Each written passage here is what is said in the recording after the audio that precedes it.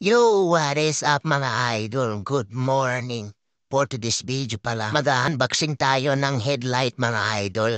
Tara, samahan nyo ko mga idol. Pala siya mga idol. So yung tatak niya.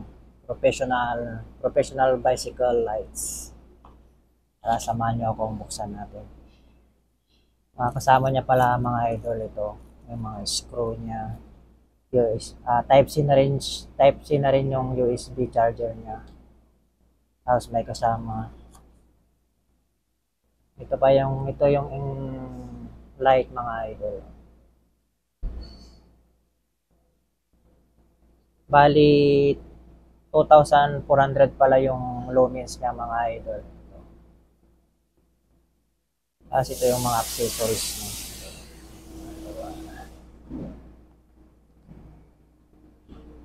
Yung mga kasama yung mga idol.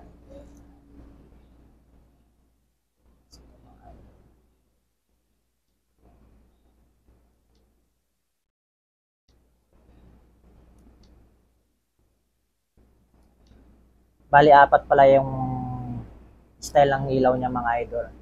Tara, samahan nyo naman akong i-install dito sa aking bisikleta mga idol. At eto na nga, kinakabit ko na yung handle niya. Bali, dito pala natin ikakabit mga idol sa handlebar natin.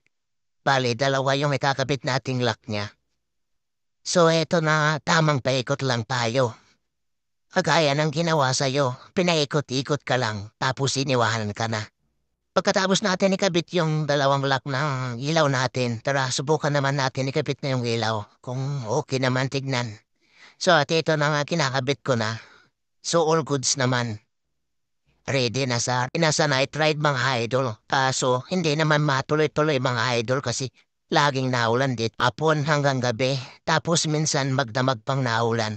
Kaya hindi natuloy-tuloy yung night ride natin mga idol.